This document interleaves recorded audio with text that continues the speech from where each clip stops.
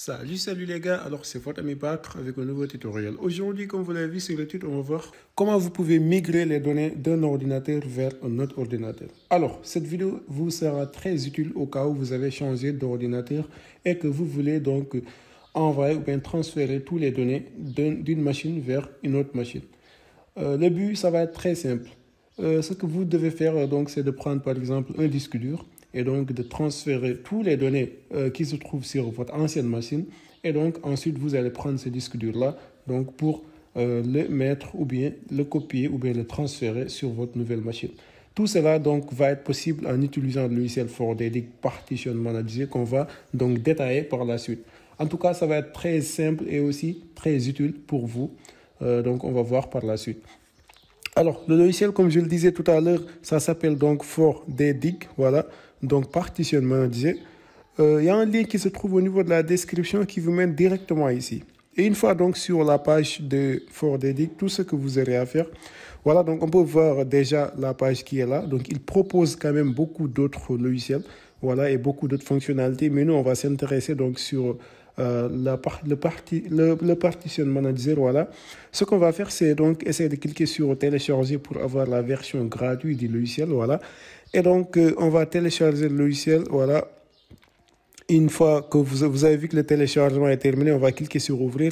Ce qu'on va faire maintenant, c'est essayer donc de passer à l'installation du logiciel. L'installation aussi, elle est très simple. On a juste qu'à patienter que cette page s'affiche. On coche donc j'ai lu et j'accepte et ensuite on clique sur le bouton installer et là donc on a juste qu'à patienter que l'installation se termine. Normalement ça prend pas beaucoup de temps.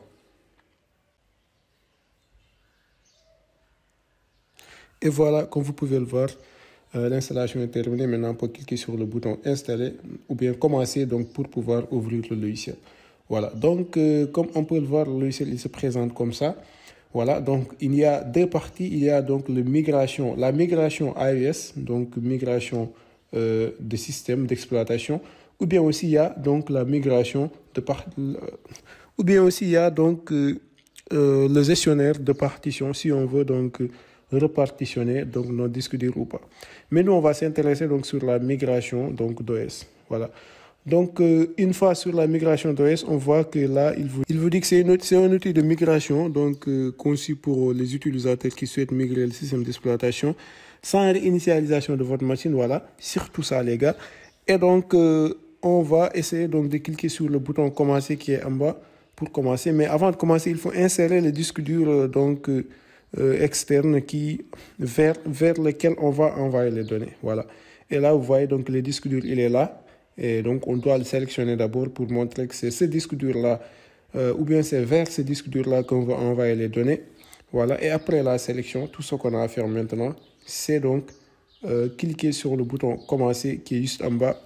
Et là, donc, vous allez voir que donc, voilà, on a juste qu'à accepter ici. Et là, donc, le transfert a commencé. Ça prend beaucoup de temps. Donc, ce que je vais faire, c'est que je vais couper la vidéo ou bien je vais l'accélérer un peu donc jusqu'à que le transfert se termine et ensuite on va reprendre la vidéo.